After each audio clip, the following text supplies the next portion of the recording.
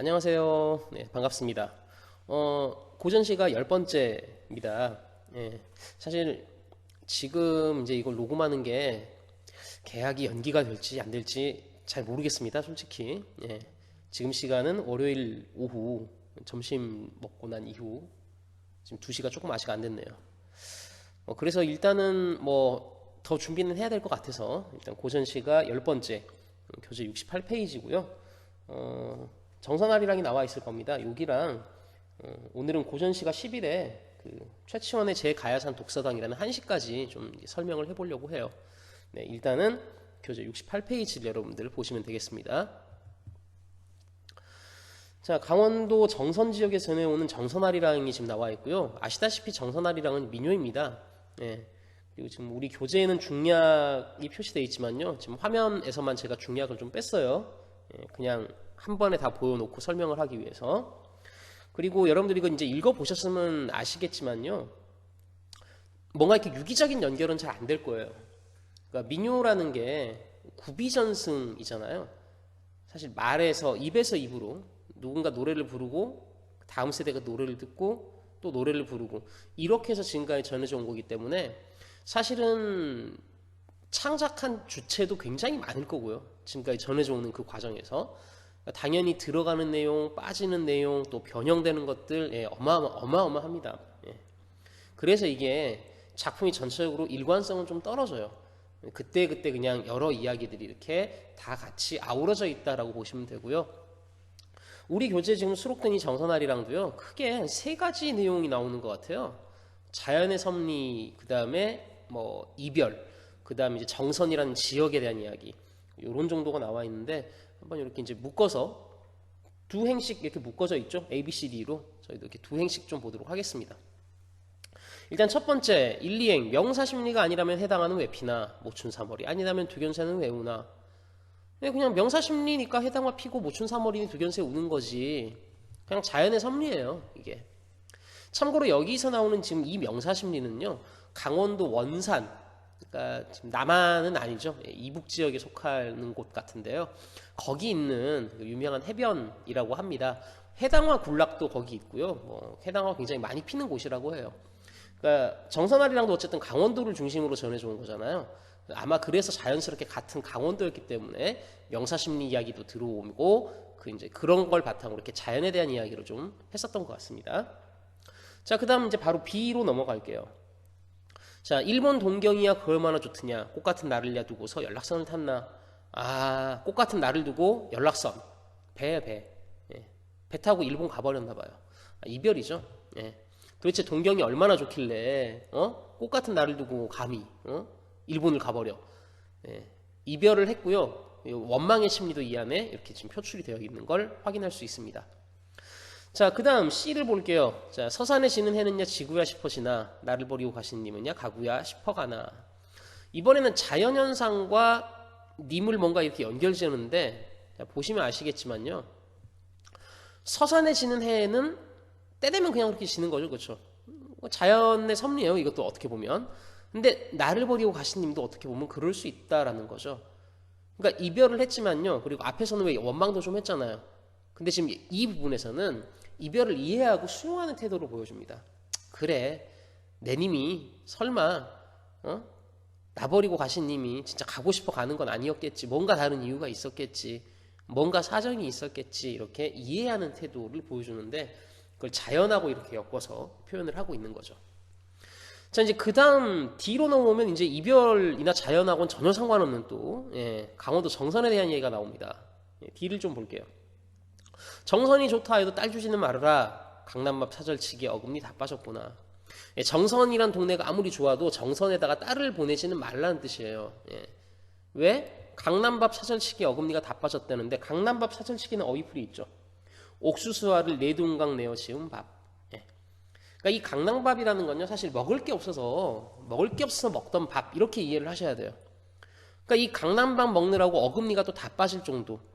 그러니까 이 정선이 좋다고 해도요, 너무 여기의 삶이 궁핍하고 가난하기 때문에 딸을 보내지 마라. 나도 강남밥 먹다 어금니 다 빠졌네 라고 이야기를 하는 겁니다. 지금 이 D 부분은요, 정선에서의 궁핍한 삶을 이야기를 하는데, 이걸 근데 되게 좀 재밌게 표현을 했죠. 뭔가 한스럽고 막 억울하다 하는 느낌으로 푸는 게 아니라 해학적으로 표현을 한 겁니다. 이렇게. 강낭밥 사절치기에 어금니가 다 빠졌네. 공궁함을 약간 해학으로 표현해서 승화시키려고 하는 거죠. 자, 이제 이 부분 보도록 하겠습니다. 마지막 도형이네요. 수록 부분에. 자, 정선의 구명은 무릉도원 아니냐? 도원은 어딜 가고 산만 충충하네. 자, 그리고 구명은 어이풀이가 있습니다. 옛 이름이라고 되어 있죠. 즉 고려 충렬왕 때 정선을 도원으로 칭했다. 그러니까 고려 시대 때 잠깐 정선이 이렇게 구명으로 불렸었나 봐요. 무릉도원이라는 의미로 불렸었던 것 같습니다. 그러니까 정선의 구명은 무릉도원 아니냐? 그러니까 정선의 옛 지명 가지고 야 정선이 무릉도원이라며. 자, 그런데 무릉도원은 어디 가고 지금은 산밖에 없네. 네, 그러니까 정선이라는 곳이 참 험한 산 속에 있구나. 이 말을 하고 싶었던 거죠. 자, 지금 이제 본문은 다 벌써 봤습니다. 그렇죠? 네, 보다시피 내용이 유기적으로 연결은 안 됩니다. 민요의 특성상 그렇고요. 그러니까 부분마다 뭐 이제 어떤 내용을 어떻게 표현했는지 이런 거에 주목을 해서 감상을 하시면 될 것 같고요. 그냥 바로 문제 이어서 보도록 할게요. 네, 첫 번째 문제를 보도록 하겠습니다. 자, 1번 A부터 E에 대한 설명으로 적절하지 않은 것은입니다. 자, 1번 A에는 화자가 경험한 계절적 정황을 드러내고 있느냐? 드러나고 있어요. 해당화도 있고 모춘사몰도 있고 계절하고 연결이 됩니다. 그 다음에 2번 B에서는 님의 행동을 제시해서 원망을 드러낸다. 님의 행동이 나왔죠. 나를 두고 연락선 탔잖아요. 원망하는 것도 있었죠. 2번도 적절한 설명이 될 것 같고요. 3번 C는 자연현상과 관련하여 님의 선택이 님의 의지가 아닐 것임을 드러내고 있다. 이건 뭐 굳이 제가 더 말하지 않아도 여러분들 아까 다 확인했잖아요. 나버리고 가신 님이 가고 싶어 가느냐. 그건 아니겠구나. 당연히 3번도 맞는 설명이 될 것 같습니다. 4번 D 화자가 누리는 풍족한 생활을 해학적으로 보여준다. 아하, 네, 딱 걸리는 멘트가 보이시죠? 풍족한 거 아닙니다. 궁핍한 생활을 해학적으로 표현을 했었죠. 그래서 아마 4번이 답이 될 것 같고요. 5번 보겠습니다. 자, 2에서는 화자가 사는 곳의 옛 이름과 옛 이름의 유래와 현재의 환경이 서로 어긋남을 보여준다. 근데 이것도 맞죠. 사는 곳의 옛 이름의 유래는 동원, 무릉도원이라고 했는데 지금 현재는 뭐예요? 산만 충충이에요. 네. 안 맞는다는 거죠. 이게 산만 많은 곳이 무슨 무릉도원이야. 네. 그래서 5번도 타당한 설명이 됩니다. 답은 4번이 답이었고요. 자, 이제 2번 문제로 넘어가겠습니다. 보기의 설명을 참고하여 윗글과 보기의 가를 이해한 내용으로 적절하지 않은 것. 자, 보기에 있는 가는 한시입니다. 정철의 증별이라는 한시가 나와 있고요. 설명은 민요와 한시의 어떤 차이를 좀 이렇게 설명을 해주고 있습니다. 이걸 바탕으로 해서 이제 윗글 정선아리랑은 어떻고 이 한시는 어떻다. 두 개를 이렇게 연계해서 감상하는 건데요. 선택지가 길죠. 우리 늘 하는 이야기. 선택지 길면 좀 끊어보자. 그러니까 첫 번째 선택지는 윗글 가 모두 각각의 양식이 있다. 그래서 윗글은 느슨하고 가는 한시의 양식이다.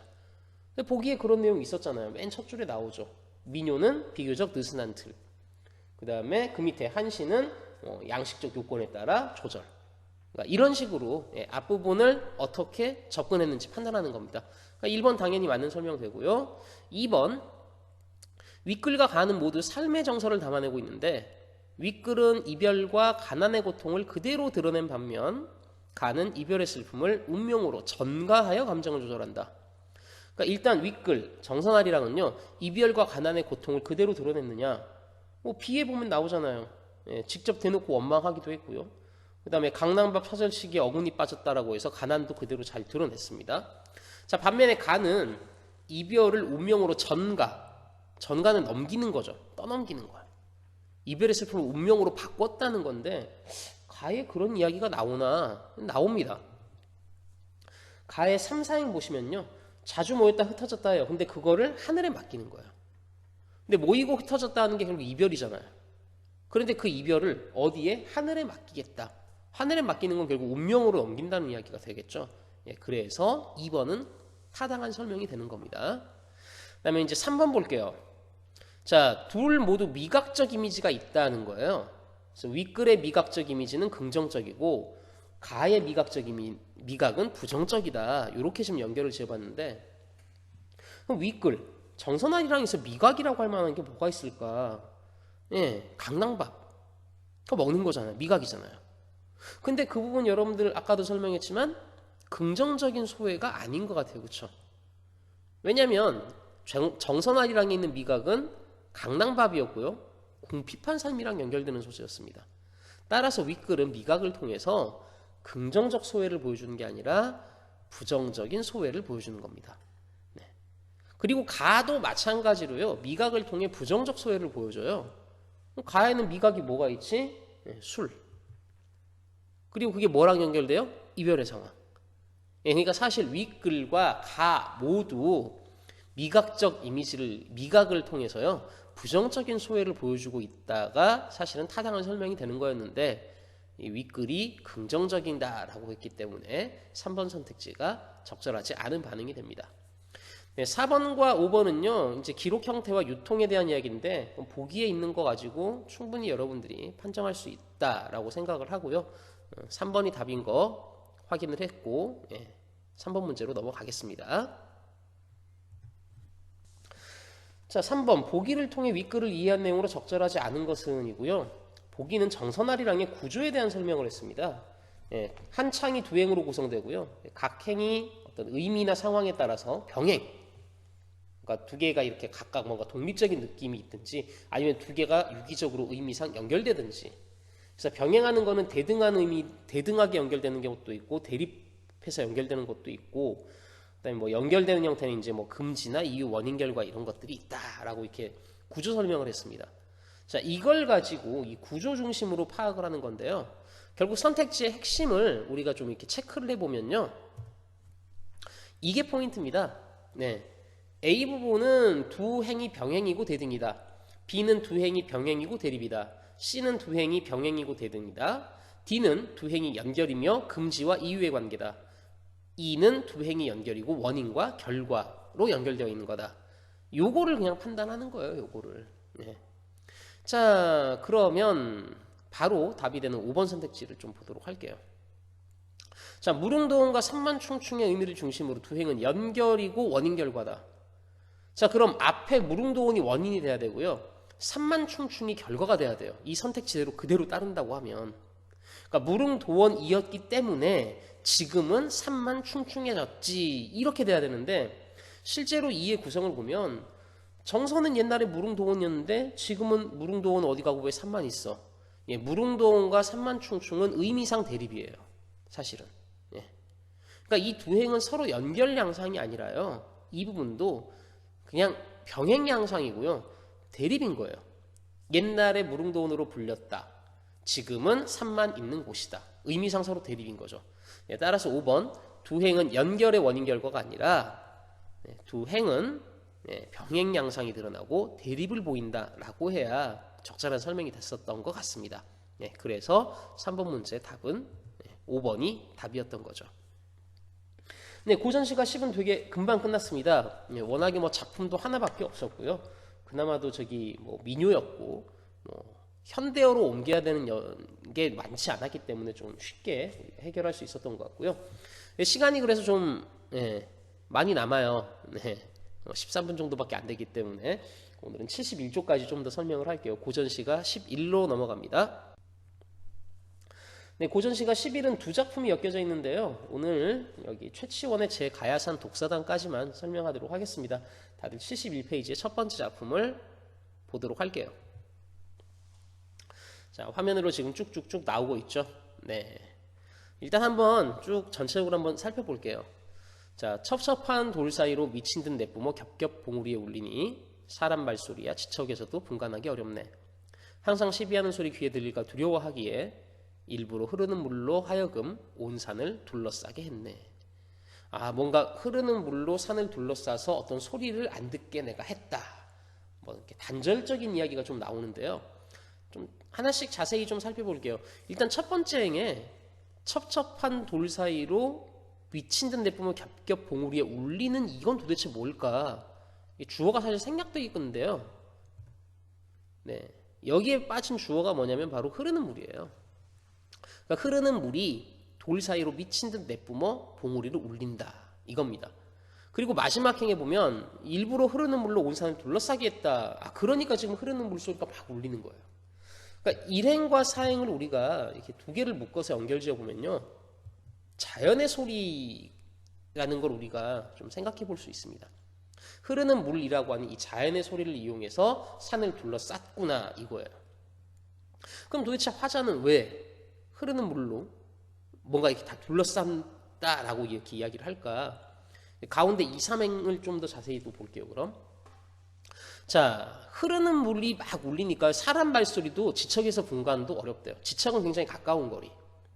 그러니까 아무리 가까운 데에서 서로 이야기를 해도요, 이 물소리 때문에 그 소리가 안 들린다는 거예요. 자, 그리고 이 화자는요, 항상 시비하는 소리가 귀에 들릴까봐 두려웠다고 이야기를 합니다. 그럼 사람 말소리하고 시비하는 소리는 뭘까? 네, 사실 얘네 두 개는 같은 겁니다. 예. 시비하는 소리라는 건요, 시비는 옳고 그름이라는 의미잖아요. 그러니까 옳고 그름을 가리는 소리가 시비하는 소리예요. 근데 옳고 그름을 가르는 거는 사람이죠. 자연은 옳고 그름을 가르치지 않잖아요.